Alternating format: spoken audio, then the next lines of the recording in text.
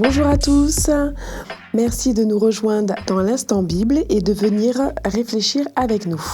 Aujourd'hui, nous allons aborder le thème de l'espérance dans le Nouveau Testament avec le pasteur Élise Lazarus. J'espère que tu vas bien, Élise.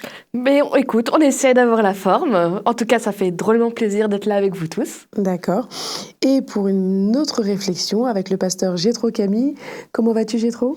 Bien, les conventions sociales m'obligent à répondre que je vais très bien, donc je vais très bien. Bonjour Nafi, bonjour tout le monde. Merci quand même d'avoir répondu par la positive. Alors, on vit dans un monde qui est très compliqué. Je pense que vous regardez un petit peu tous le journal et un peu tout ce qui s'est passé. En ce moment, c'est vraiment très noir. On parle beaucoup d'agression sexuelle, la météo. Il n'y a rien qui va de A à Z. Et les gens ont souvent besoin de se raccrocher à un conte de fées, une histoire qui nous fait du bien. Et moi, je vais parler en tant que chrétienne, je vais parler pour moi. Je me raccroche à cette espérance, à la Bible, à ce qu'elle me promet. Je sais que ça va être quelque chose de magnifique. Je ne sais pas pour vous, mais pour moi, personnellement, je sais que ça va être quelque chose de magnifique. Et est-ce qu'on pourrait appuyer mes dires avec un texte dans 1 Corinthiens 15, verset 14, pardon. Je l'ai là sous les yeux, je vais la lire. Et si le Christ ne s'est pas réveillé de la mort, nous n'avons rien à annoncer et vous n'avez rien à croire. Ça, c'est impressionnant. Il faut le remettre dans son contexte, peut-être. Il faut le remettre dans son contexte. Alors, on est au début du christianisme et on est dans une société dans laquelle la plupart des chrétiens sont des juifs, pour commencer. Et parmi les juifs, il y a deux tendances théologiques. Il y a ceux qui croient dans la résurrection des morts et ceux qui n'y croient pas. Et l'apôtre Paul va dire que si Christ n'est pas réveillé d'entre les morts, alors à quoi ça sert de croire en lui ? Parce que tout ce qu'il a raconté était faux. Si finalement sur quelque chose aussi fondamental que la résurrection, il a raconté n'importe quoi, il a fait du mytho, comme on dit à notre époque, comme les jeunes disent. Encore que je sais plus ce que ça a dû changer encore. Oui, je crois que ça se dit plus. Ça a déjà changé, quoi, bon. J'ai entendu des jeunes le dire il n'y a pas encore, merci. voilà. Vous êtes dans la tendance. Nos expressions, ça fait Mais plaisir. malgré mes 50 ans, je ne suis pas encore complètement à la ramasse. Eh bien, ça veut dire que sur tout le reste, il n'est pas fiable. Et cette question de la fiabilité du Christ, à cette époque-là en particulier, elle est cruciale, puisque c'est le tout début, et que le mouvement qui est en train de s'étendre comme une contagion de christianisme, elle pourrait aussi vite mourir, parce que c'était courant à l'époque. Un mouvement religieux naît, fait des émules, enfin voilà, rassemble des gens, et puis pouf, meurt. Donc voilà pourquoi l'apôtre Paul dit cela. Tu as aussi un autre texte de Paul où il dit que Jésus sur la croix, donc ce que les chrétiens portent, c'est un scandale pour les juifs et une folie pour les non-juifs. Parce que pour un juif, si tu meurs de quelque chose, c'est que tu as bien dû faire quelque chose de mal, un péché, et que Dieu te punit. Donc dire que Dieu lui-même a accepté de mourir, ce serait un scandale. Et pour des non-juifs, un Dieu qui accepte de se faire tout petit et venir de mourir sur une croix, c'est de la folie. Donc en effet, à partir de là, si en effet Jésus n'est pas ressuscité, ça se résume à ça, un scandale ou une folie. D'où l'importance que oui, il est bien ressuscité, parce que sinon ce qu'on croit est vain, ça ne sert à rien. Alors, avant qu'on aille un petit peu plus bas dans ce chapitre, petit témoignage, j'ai ma nièce qui a 6 ans et m'a demandé l'année dernière, ou il n'y a pas longtemps, Tati, le Père Noël. Et en fait, là où je vais rejoindre Jétro, elle m'a demandé ce que je pensais de ça. Et je lui ai dit, Tati aime beaucoup le repas de Noël, mais je ne peux pas te dire que le Père Noël existe. Parce que si je te fais... Ce n'est qu'un avis personnel, évidemment, mais si je te dis à moi, aujourd'hui, que le Père Noël existe pendant les 6 premières de ta vie, les 6 premières années de ta vie, et qu'après je te dis que c'était juste une histoire pour que tu y crois, je vais avoir du mal à te dire que Jésus existe, et qu'après, en fait, il n'existe pas. En fait, tu risques de penser qu'il n'existe pas. Alors que Jésus existe, c'est intemporel. Donc, je rejoins tout à fait ce que tu veux dire. Mais j'aimerais qu'on aille dans les versets toujours, dans 1 Corinthiens 15, mais les versets 53 à 57. Verset 53. En effet, ce qui pourrit doit recevoir la vie qui ne finit pas, et ce qui meurt doit recevoir la vie qui dure toujours. Quand cela arrivera, ce qui doit pourrir recevra la vie qui ne finit pas, et ce qui doit mourir recevra la vie qui dure toujours. Donc, tout se passera comme les livres saints le disent. Une victoire totale a fait disparaître la mort. Mort, où est ta victoire? Mort, où est ton arme? L'arme de la mort, c'est le péché, et la loi rend le péché plus puissant. Mais remercions Dieu qui nous donne la victoire par notre Seigneur Jésus-Christ. Alors, mes frères et mes sœurs très aimés, soyez forts, soyez solides, travaillez toujours mieux au service du Seigneur. Vous le savez, en le servant, vous ne travaillez pas pour rien. Est-ce qu'on est d'accord, il parle bien de résurrection? Il parle bien de résurrection. Il parle bien de résurrection. D'accord. On est tous d'accord. On est tous d'accord. Peut-être expliquer l'image parce que ça peut ne pas paraître évident comme ça qu'il parle de Exactement. résurrection. Il donne l'image des graines des plantes. La graine pourrie disparaît pour que la plante arrive. Moi, j'aime bien prendre cette image et aller encore un peu plus loin parce qu'on a plus de connaissances encore aujourd'hui. C'est pas tant que la plante pourrit et disparaît, c'est qu'il y a dans la graine tout le matériel génétique qui permet de grandir. Et en fait, Et des nutriments aussi. Voilà. Et alors, je simplifie et je caricature.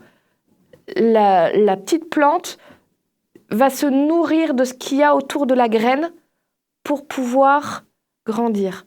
Et en fait, avec la foi, c'est pas tant qu'on pourrisse ou qu'on disparaisse, c'est que Dieu a déjà mis en nous tout ce qui est bon, tout ce qui est beau, tout ce qui est pur, et nous propose de nous nourrir de ça, de ce qu'il y avait déjà en nous, qu'il a mis à la création, pour pouvoir grandir. Par contre, pour l'instant, on n'est pas capable. Tout comme la graine, si tu la mets dans un endroit sec où il n'y a pas de terre, il y a beau y avoir tout le potentiel, ça reste une graine.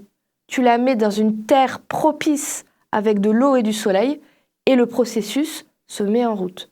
C'est très caricatural ce que je dis, c'est vraiment une image. Mais il y a ce moment où Dieu dit, pour l'instant tu es une graine, le jour où je reviens, où la résurrection a lieu, où ceux qui n'étaient pas morts auront aussi cette transformation, il y a quelque chose qui se passe en toi qui fait que tu ne resteras plus graine, tu deviendras cette plante. Et je prends l'exemple pour moi, j'ai une mauvaise santé. J'ai une maladie génétique et j'ai une mauvaise santé. Je ne peux pas guérir, je garderai ça toute ma vie. Les médecins ne peuvent pas me soigner.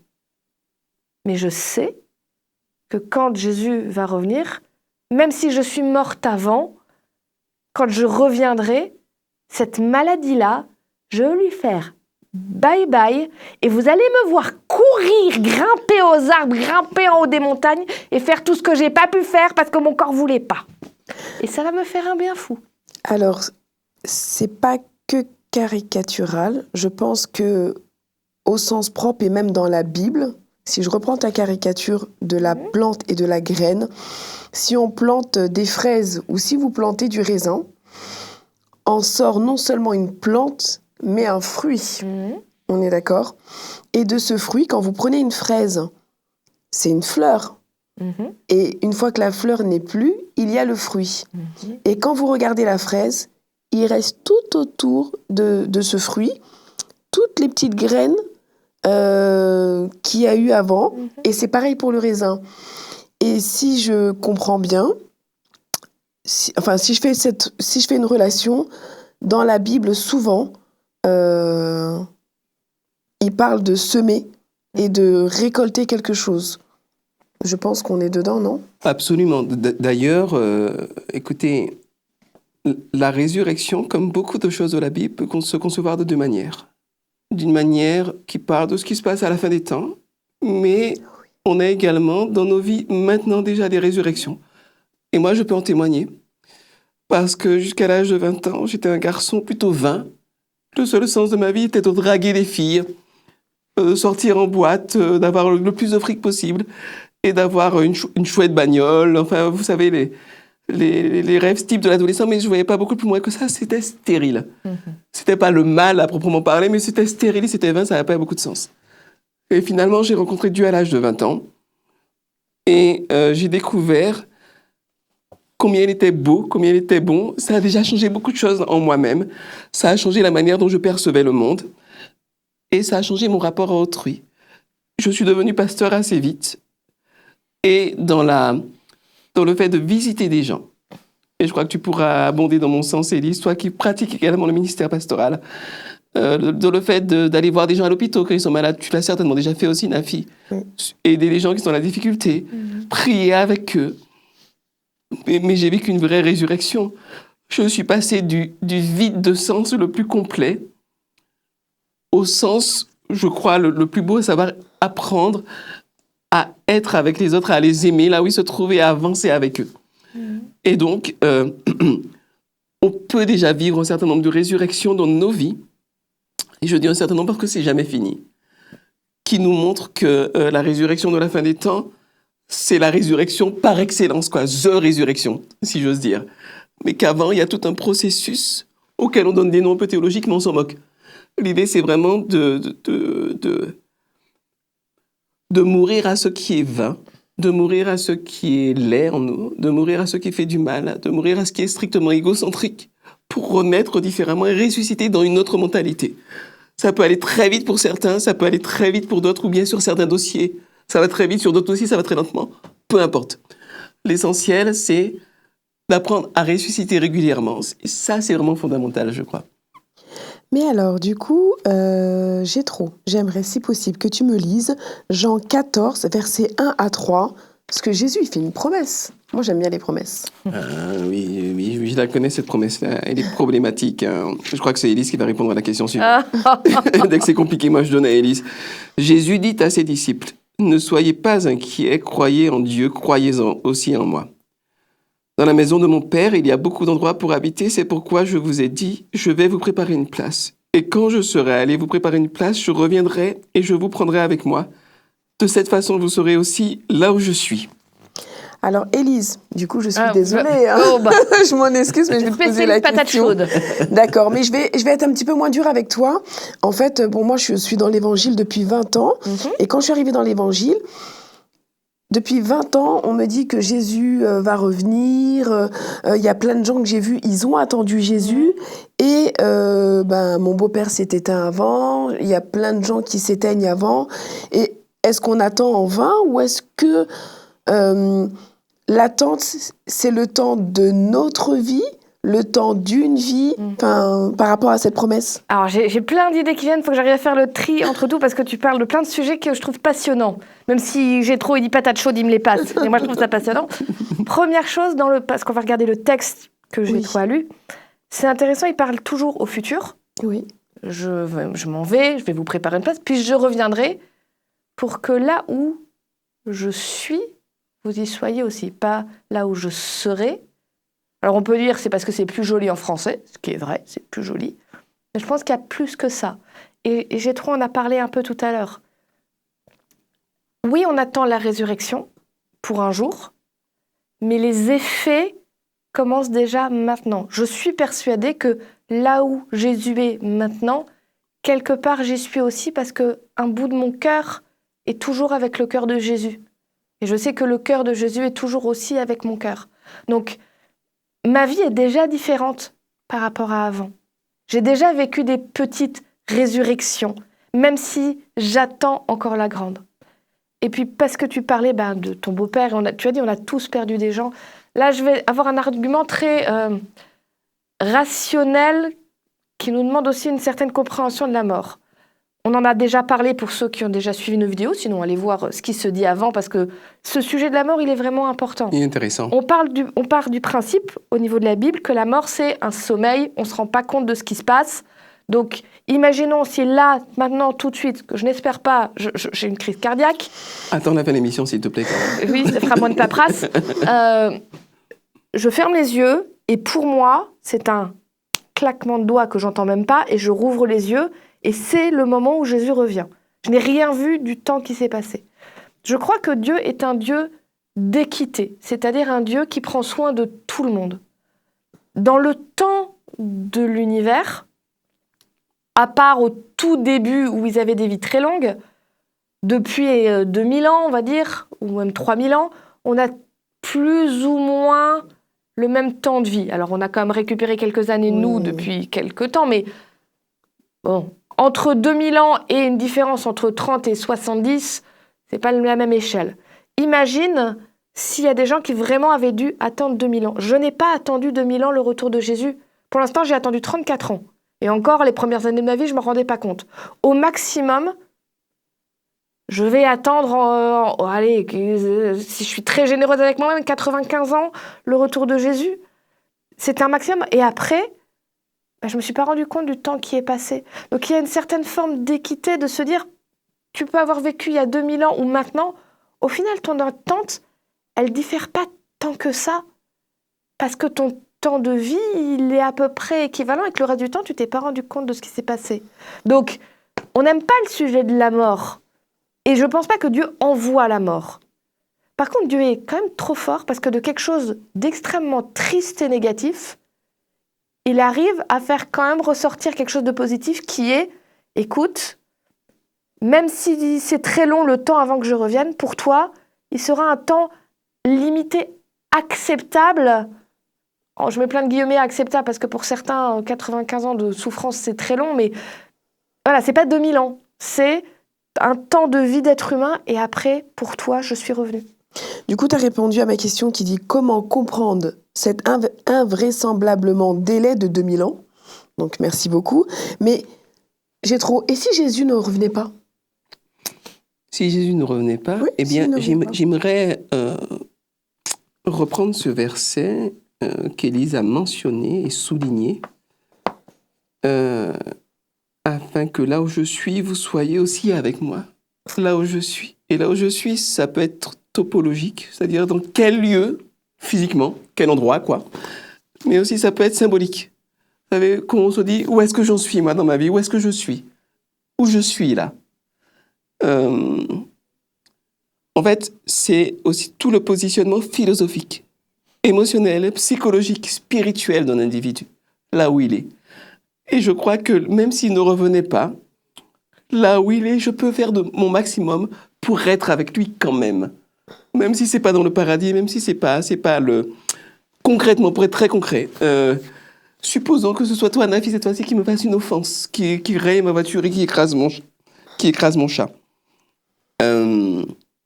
Je passerai par les pneus, moi, parce que tu aurais plus de mal à te déplacer. Mais oui, si jamais je t'offense. Voilà, si jamais tu m'offenses. Je vois que tu as déjà bien mûri la question. Bien. C'est un peu inquiétant. Si jamais tu m'offenses, je peux prendre un positionnement par rapport à toi qui est un positionnement qui ressemble à celui de Satan, l'accusateur qui va te réduire à l'offense, qui va revenir sans cesse sur l'offense, qui va t'enfoncer avec l'offense et qui va se venger de l'offense à la puissance 10. Ou je peux prendre le positionnement de Jésus. Bon, qui va en tout cas au moins être dans une démarche de réconciliation autant que c'est possible. Qui va être dans la main tendue autant que c'est possible pour t'aider à sortir de ta haine mûrement maturée, hein, pour en arriver à quelque chose qui va t'aider à grandir d'une manière ou d'une autre. Et donc, quand bien même Jésus ne reviendrait pas à la fin des temps, que je peux essayer de me positionner là où il est. C'est-à-dire d'avoir sa mentalité, son état d'esprit. Et c'est ça que je trouve génial avec la religion chrétienne. C'est qu'il y a des promesses qui sont magnifiques et qui vous tiennent debout, mais que les promesses sont sous-tendues par des valeurs, par des principes, par une beauté qui est applicable maintenant. Il n'y a pas besoin d'attendre un paradis pour pouvoir apprécier la puissance du pardon, la puissance du don de soi. Je voudrais partager... Alors, là, on ne fait pas de la théologie, parce que théologiquement, ça irait pas. Jamais. Par contre, c'est une histoire qui est dans la tradition rabbinique, que je trouve intéressante. Donc, c'est un rabbin qui accompagne une famille dont l'enfant, tout petit enfant, est extrêmement malade et va mourir. Et donc, ce rabbin, qui est touché jusqu'au fond de son cœur par cet enfant innocent qui risque de mourir, va prier Dieu. Et c'est là où j'ai dit, théologiquement, on n'est pas en train de dire que c'est juste, hein, mais, et dire à Dieu, sauve cet enfant, et en échange de la vie de cet enfant, je te donne mon salut éternel. Tu n'as plus besoin de me sauver, mais sauve la vie de cet enfant. Et ça se passe. l'enfant miraculeusement vit. Et les gens vont voir le rabbin en lui disant « Mais c'est terrible, tu as fait un sacrifice énorme, tu dois être désespéré. » Et le rabbin de dire « Je ne me suis jamais senti aussi bien parce qu'avant, j'aimais Dieu pour mon salut, maintenant je l'aime juste parce que je l'aime. » Je crois profondément que Jésus va revenir parce que Dieu l'a promis et que Dieu ne casse pas ses promesses. Mais déjà aujourd'hui et maintenant, ce que je vis avec Dieu serait suffisant pour que je reste avec lui et que je veuille continuer à vivre ça, même s'il n'y avait pas la carotte de la vie éternelle. Parce que à chaque instant, cette relation que j'ai avec lui, le bien que ça me fait, la personne meilleure que je crois être devenue grâce à lui, est suffisant en soi pour déjà me rendre heureuse. Et la vie éternelle, c'est la cerise sur le gâteau, le bonus extraordinaire qui vient en plus. Mais je l'aime pas pour ça. Je l'aime parce que être avec lui, c'est incroyable. C'est beau, il est beau, il est beau. D'ailleurs, sincèrement, la vie éternelle, je ne vous cache pas que quand j'essaie de me projeter dedans, ça ne me tente pas des masses. Hein. C'est à Woody Allen, je crois, qui disait que l'éternité, c'est long, surtout vers la fin. Oui. Et quand je me projette avec ce que je suis maintenant dans l'éternité, je me dis, bon, ça peut être marrant les 4 premiers siècles, mais bon, après, j'ai terminé tous mes jeux vidéo. Netflix, il n'y a plus rien à voir. On a bingé toutes les séries plusieurs fois de suite. Qu'est-ce qu'on va faire dans l'éternité? Donc, j'ai aucune... Évidemment, c'est très anthropomorphique, c'est un petit peu idiot ce que je raconte. Mais même l'éternité, quand j'essaie vraiment de m'imaginer, j'arrive pas. Et je voudrais répéter ce qu'Élise dit par les paroles d'une mystique musulmane qui s'appelait Rabia. Elle disait « Dieu, si je t'aime par convoitise du paradis, alors prive-moi du paradis. Si je t'aime par crainte de l'enfer, alors jette-moi en enfer. Mais si je t'aime pour toi-même, alors ne me prive pas de ta beauté éternelle. » J'aime beaucoup. Et donc, je crois que quand on vit une religion comme celle-là, les notions de punition, de récompense, c'est l'enfance, c'est la petite enfance. Je ne dis pas que c'est inutile, parce que parfois, on se comporte comme des petits enfants en termes de maturité spirituelle, en termes de maturité relationnelle, émotionnelle. Parfois, on est comme des petits enfants et parfois, on a besoin d'être repris comme des petits enfants. Mais c'est vraiment pas l'idéal et la visée de Dieu. Dieu, il veut vraiment nous placer au-dessus de tout ça et la mort et la résurrection du Christ montrent que justement, on peut s'élever au-dessus de tout ce qui est, comme le dit l'apôtre Paul dans Corinthiens 15, la chair qui pourrit, quoi, entre guillemets. Alors, je suis d'accord avec vous deux. Et en fait, je ne vais pas répéter l'histoire que tu as racontée la dernière fois avec ton épouse. Je vais inviter toutes les personnes à regarder et à écouter toutes les émissions qui remontent jusqu'à ton témoignage pour ton épouse, parce que ça résume vraiment ce que vous avez dit sur l'amour et est-ce que j'aime Dieu pour ce qu'il me donne ou ce qu'il ne me donne pas, mais est-ce que je l'aime tout simplement parce qu'il m'aime? Est-ce qu'on aime les autres parce qu'ils nous apportent quelque chose, ou est-ce qu'on aime les gens tout simplement parce qu'on doit s'aimer les uns les autres? Mais ça, ils vont le trouver dans les émissions précédentes. C'est impressionnant ce que tu dis là, parce que ça montre à quel point est-ce que le christianisme a pu être perverti. Et toutes les religions ont pu être perverties et s'être transformées en petits marchandages, en petites transactions. Je te donne mon adoration, tu me donnes de l'argent. Ça. Je te donne un sacrifice, tu me donnes des enfants, etc. On est vraiment dans le petit troc médiocre. Et ça n'est pas parce qu'on a une religion qu'on est forcément quelqu'un de spirituel, mais parfois, au travers de la religion, quand on a un cœur sincère, on peut apprendre à aimer tout court et être bon tout court. C'est ça, c'est exactement ça. Et j'aimerais qu'on prenne un dernier petit texte compliqué, s'il vous plaît, dans Jean 6, versets 53 à 58. Et la personne qui lit, si elle pouvait expliquer le texte pour les personnes qui ne sont pas habituées à la pensée et à l'imagerie sémite. C'est pas quelque chose de très facile. Jésus leur dit, 53 à 58 ? 53 à 58, s'il te plaît. D'accord, Jésus leur dit, « Oui, je vous le dis, c'est la vérité, si vous ne mangez pas le corps du Fils de l'homme, et si vous ne buvez pas son sang, vous n'aurez pas la vie en vous. Si quelqu'un mange mon corps et boit mon sang, il vit avec Dieu pour toujours. Et moi, le dernier jour, je le relèverai de la mort. Mon corps est une vraie nourriture et mon sang est une vraie boisson. Si quelqu'un mange mon corps et boit mon sang, il vit en moi et moi je vis en lui. Le Père qui m'a envoyé est vivant et moi je vis par le Père. De la même façon, celui qui me mange vivra par moi. Voici le pain qui est descendu du ciel. Il n'est pas comme le pain que vos ancêtres ont mangé. Eux, ils sont morts, mais si quelqu'un mange ce pain, il vivra pour toujours.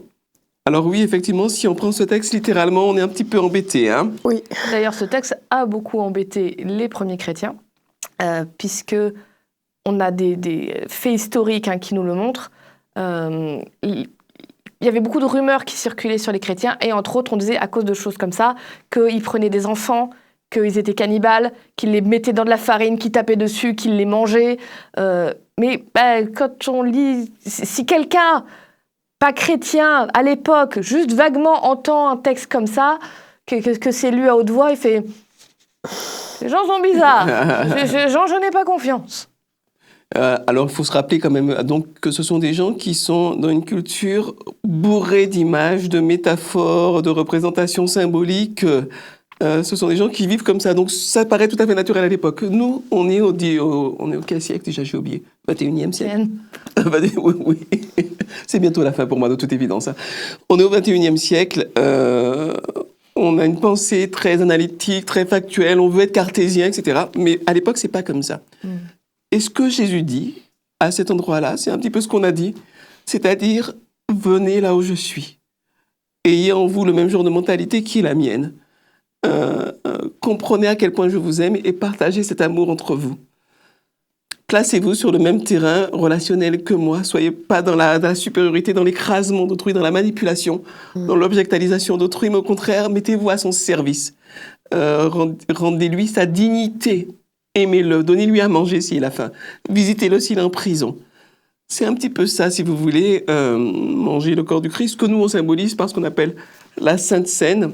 Enfin, je crois que les catholiques appellent ça l'Eucharistie. Exactement. Quand ils mangent le petit morceau de pain, le petit morceau de vin. C'est ça. Ça symbolise tout cela. Mais évidemment, on est dans le symbole. Le symbole, on l'a vu, il y a 2 leçons, on n'avait aucune espèce de puissance intrinsèque, mais une puissance d'évocation qui peut faciliter nos cheminements spirituels intérieurs. Moi, je rajouterais aussi qu'il faut bien se rappeler, nous, on vient d'un milieu judéo-chrétien. En tout cas, si vous nous regardez depuis l'Europe, depuis même les États-Unis, les choses comme ça, on a des racines judéo-chrétiennes fortes, ce qui fait qu'on a souvent entendu les histoires des chrétiens. Donc, le petit Jésus sur la croix, tout ça, on est habitué, on est presque blasé. Mais en réalité, une histoire comme celle de Jésus, c'est inédit à l'époque de ces textes-là, parce que la vision qu'on avait de la religion, c'est les divinités sont très au-dessus de nous. Par principe, elles sont fâchées avec nous. Elles pourraient bien nous faire griller les fesses juste parce qu'elles s'ennuient. Et donc, il faut qu'on les apaise systématiquement. Donc, on fait plein de choses, des sacrifices, des prières, des rituels, pour essayer de faire en sorte qu'elles ne soient pas trop fâchées avec nous. L'idée que Jésus essaie de faire passer, de dire « je vais donner ma vie pour vous », ça passe pas. C'est pas quelque chose de naturel, c'est abominable pour les gens. L'idée qu'une divinité va s'humilier, va mourir, mais une divinité, c'est censé être tout le temps super fort, le plus beau, le plus costaud, celui qui va être trop fort pour nous. Voilà. Surtout qu'on est dans la compétition des dieux à l'époque. Hein. Oui, mon c'est Dieu ça. est plus fort que le tien, mon Dieu est plus grand que le tien. Mon Dieu, c'est Conan le barbare, du coup, c'est lui le plus fort, il explose tous les autres dieux. Et là, Jésus vient et essaie de faire passer le message de « moi, je suis Dieu et je suis dans le sacrifice pour vous ». Alors oui, c'est une image extrêmement forte, mais on est à une époque où normalement, c'est l'être humain qui, par exemple, se faisait des scarifications sur le corps pour dire qu'il appartenait à un dieu. Jésus prend l'inverse en disant « là, c'est moi qui donne mon corps pour vous ». Ça nous paraît très fort comme mot, c'était fait exprès pour faire un retournement de toutes les valeurs, pour dire « je ne suis pas celui que vous croyez et la façon dont vous avez toujours adoré, c'est pas ce que je veux, c'est pas comme ça que je marche, c'est pas comme ça que ça va marcher ». Et c'est assez incroyable. C'est magnifique, parce que ça place l'amour de l'être humain au centre de la religion de Dieu. Je trouve ça splendide. Eh bien, je vous remercie. Et si je devais conclure, vous m'arrêtez si je me trompe, c'est pas j'aime Dieu pour qui me donne l'éternité, mais je souhaite avoir l'éternité parce que j'aime Dieu tout simplement et que je rêverais de passer ma vie avec quelqu'un que j'aime. Voilà, Tout c'est simplement. comme Très ça belle que je le conclusion. résumerai. En tout cas, merci. Merci d'être venu sur ce plateau pour pouvoir éclairer un petit peu ma lumière. Et je vous souhaite à tous une excellente semaine. Si vous avez des questions, que vous nous écoutiez ou que vous nous regardez, n'hésitez pas, posez vos questions, on y répondra. Et on vous dit à la semaine prochaine pour une nouvelle étude. Bonne semaine Élise, bonne semaine Gétro, bonne semaine à tous.